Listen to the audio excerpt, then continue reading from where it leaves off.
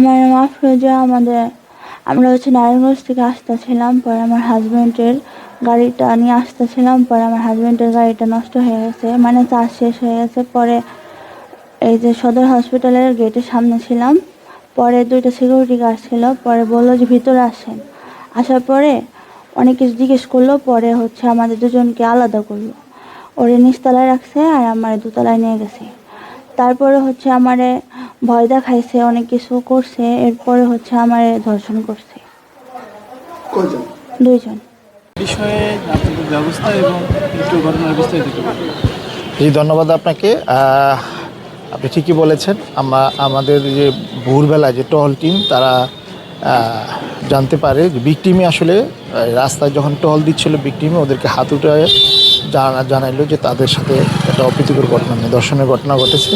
তখন আমাদের যে কিলু, আমাদের সাব ইন্সপেক্টর, সে তাৎক্ষণিকভাবে হসপিটালে এসে তার দেওয়া তথ্য অনুযায়ী, এটা মূলত আপনারা ইতিমধ্যে জেনেছেন যে 2জন আনসার সদস্য এই হসপিটালের নিরাপত্তার দায়িত্বে ওরা ছিল। এই তাদের কর্তৃকেই মেয়েটা ভিকটিম ধর্ষিত হয়েছে এবং মেয়ে নিজে তাদেরকে আইডেন্টিফাই করেছে। তো আমাদের যেই পুলিশ অফিসার যে দায়িত্বে ছিল, তাৎক্ষণিকভাবে ওই মেয়ের দেওয়া তথ্য অনুযায়ী তাদের 2জনকে তাৎক্ষণিকভাবে আমাদের পুলিশ হেফাজতে নেওয়া হয়েছে। তো আবার যেহেতু জানেন যে মেয়ে গ্যাং রেপের মতো 2জন কর্তৃক ধর্ষিত হয়েছে, এই জন্য তার সঠিক চিকিৎসার জন্য তাৎক্ষণিকভাবে তাকে হসপিটালে ভর্তি করা হয়েছে। তো আমরা এখন, আমি নিজে এবং আমাদের এডিশনাল এসপি সার্কেল সদস্য আমরা এসেছি যে মেয়েটা যেন সঠিক চিকিৎসা পায়। এবং আপনারা জানেন যে এই ধরনের ঘটনায় আমরা এই ওসিসিতে তার অন্যান্য আনুষঙ্গিক মেডিকেল করানো হবে, এই প্রক্রিয়াগুলো এখন চলছে। তা আমরা ভিকটিমের বাড়ি যতটুকু আমরা জানতে পেরেছি সিংগাইর, এবং তার নানার বাড়ি এখানে সদর থানা।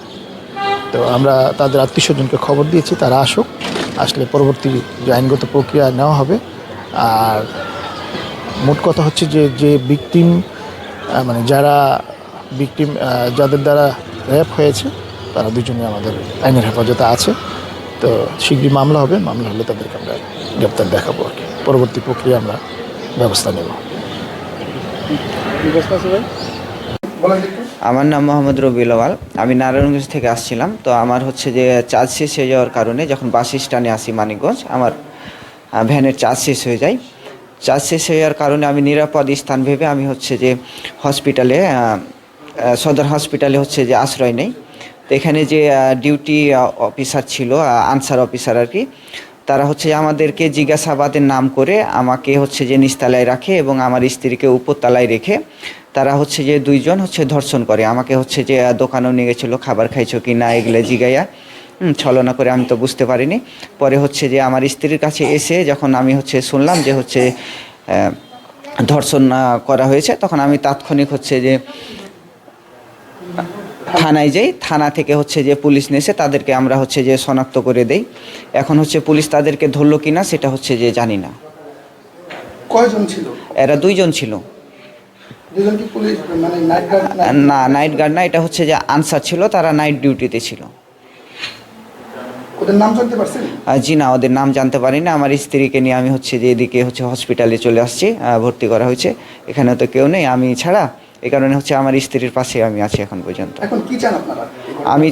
আমি চাই যে যে এই কাজটা যেহেতু করছে আমার স্ত্রীর সঙ্গে, আর কাউরির সঙ্গে বা কোনো বোনের সঙ্গে যেটা না হয়, এটার আমি সুষ্ঠু বিচার চাই। এছাড়া আমার কিছু চাওয়ার নেই।